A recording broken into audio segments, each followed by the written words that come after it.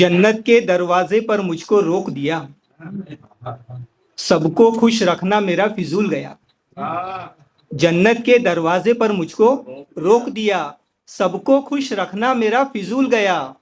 हर फर्द के लिए शॉपिंग मैंने कर ली थी, बस अब्बू की दवाई लेना भूल गया। तो अभी सोशल मीडिया में देख रहा था तो एक शायर साहब थे, जॉन इलियस, आपको उल्टा सीधा बोल रहे थे। तो दो लाइन इस हवाले से कि जिस्म से मोहब्बत करने वाले, कहाँ तुम्हें कान की बालियां दिखे। जिस्म से मोहब्बत करने वाले, कहाँ तुम्हें कान की बालियां देंगे।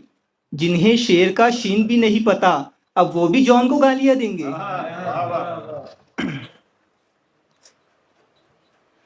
वरफाना लका जिक्रक, जिन्हें रब ने कहा। वरफाना लका जिक्रक, जिन्हें रब ने कहा, उनकी नबुव्वत पे तुम्हें खामखा शक है।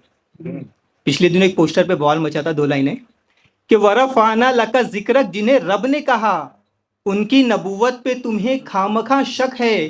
तुम्हारी बादशाही चंद मुट्ठी भर जमीनों पर है, मेरे नबी का चर्चा लामका तक है। तो केडी साहिबी साहब यहाँ मौजूद है, उनकी नजर का तो शेर कि लौट गए तलबगार मैं क्या देता। लौट गए तलबगार मैं क्या देता, मेरे पास मोहब्बत के सिवा कुछ भी नहीं था। लौट गए तलबगार मैं क्या देता, मेरे पास मोहब्बत के सिवा कुछ भी नहीं था। और दुनिया हैरान है तरक्की देखकर, क्योंकि मेरे पास, दुनिया हैरान है तरक्की देखकर, क्योंकि मेरे पास बुजुर्गों की दुआओं के सिवा कुछ भी नहीं था।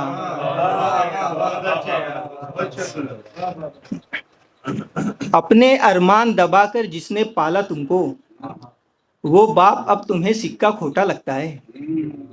अपने अरमान दबाकर जिसने पाला तुमको, वो बाप अब तुम्हें सिक्का खोटा लगता है। और 6-6 बच्चे पलकर बड़े हो गए जिसमें, नई बहू को वो मकान छोटा लगता है।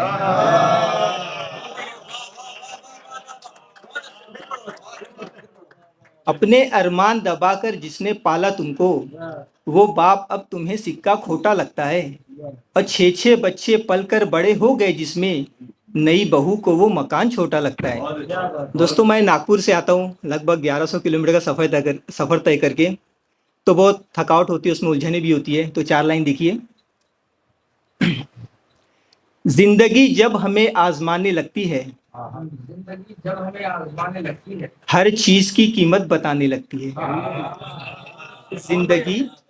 जिंदगी जब हमें आजमाने लगती है, हर चीज की कीमत बताने लगती है। सफर की सारी मुश्किलें थकावटें मैं भूल जाता हूँ, जब मुझे देखकर बच्ची मेरी मुस्काने लगती है।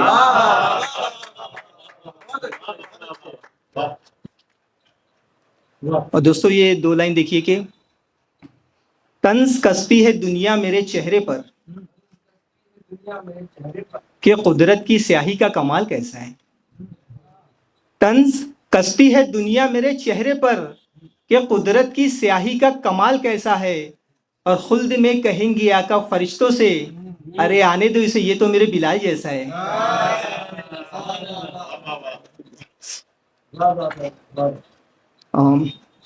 दोस्तों, मैं पिछले दिनों भोपाल में जब पढ़ रहा था तो वहाँ पे बहुत सारे साधु संत बैठे थे।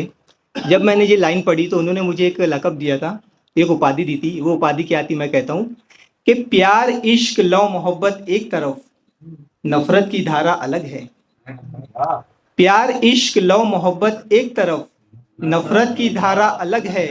मंदिर मस्जिद चर्च गुरुद्वारे एक तरफ, इंसानियत का धर्म अलग है।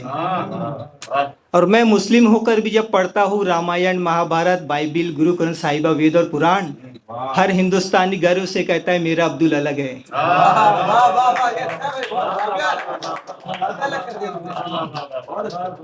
कि 4 दिन की जिंदगी है, दिल में अरमान बहुत है। 4 दिन की जिंदगी है, दिल में अरमान बहुत है।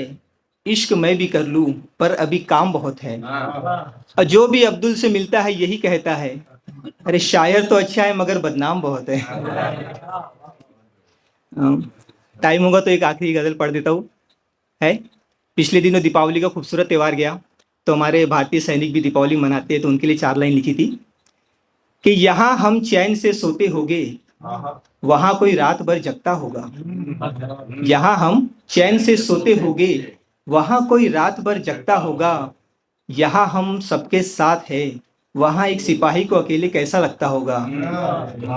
घर में सामान सब इकट्ठा कर एक बाप दरवाजे को तकता होगा, और बेटे के साथ दिवाली ना मना पाने का गम एक माँ को कैसा लगता होगा। सामने से आता हुआ हर शख्स उसे अपना बेटा लगता होगा, और नफरतें अगर इसी तरह हावी रही तो फसाद की आग में सारा देश जलता होगा, और देश में अमन की रोशनी एक दिन चमकेंगी अब्दुल। सारा देश पढ़ लिख कर आगे बढ़ता हूँ।